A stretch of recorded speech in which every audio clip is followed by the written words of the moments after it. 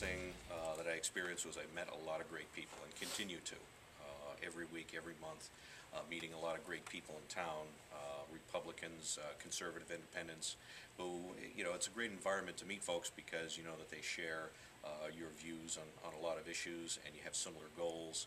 And, you know, especially being an immigrant to this state and a tax refugee, if you will, from Massachusetts. And it's kind of like a refugee from the countries behind the Iron Curtain, and they move to America, and they get very active and interested.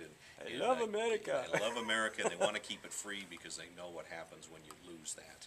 And so when I moved here to New Hampshire, I definitely wanted to be active in keeping this state, the live free or die state, the free state that it is, and making sure it remained in under the control of good conservative Republicans, because I didn't want to see it to go the way of my native home state.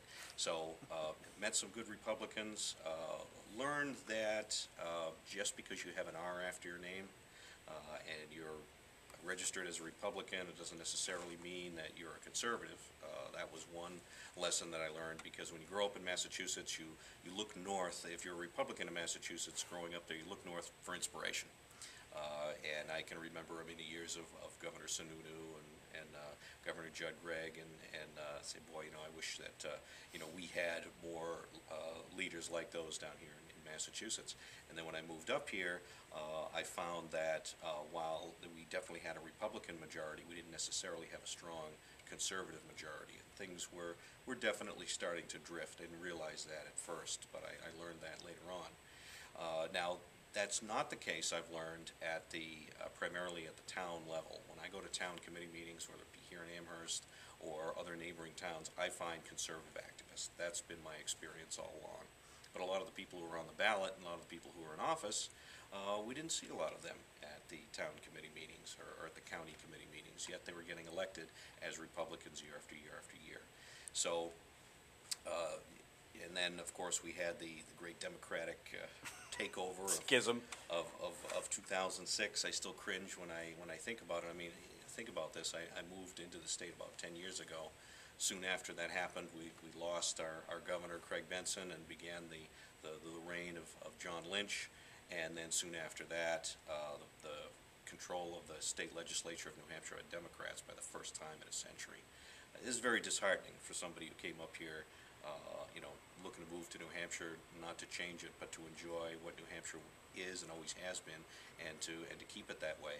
But what it did do was inspire me to redouble my efforts to get the right people elected, to recruit candidates, to raise money, to build the party from the grassroots and from the ground up.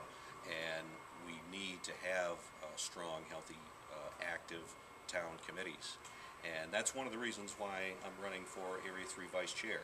It's because I want to see that all over Hillsborough County we have those strong local Republican committees, both at the city level, the county level, and at the town level. Because I've learned over the years just how important that is.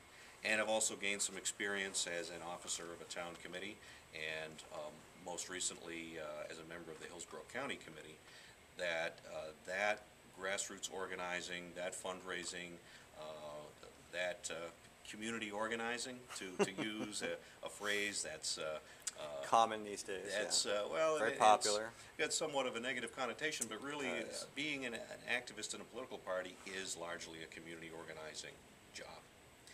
And so, as Area 3 Vice Chair, it's an opportunity for me to take the experience that I've gained over the years at the town and the county committee level, and bring that to a higher level, bring that to the state committee, and be a liaison for all Republicans in Hillsborough County to the state committee, and provide the support that town committees need from the state party, and vice versa. So keeping the lines of communication and support open both ways, being a voice to the state committee and provide additional voice to the state committee, I should say, in addition to the city committee chairs and county chair, and then also providing that support from the state committee level, and making sure that we have strong town committees all over the county.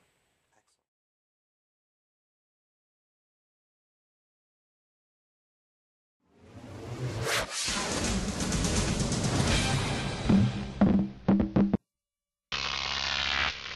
GrokTV.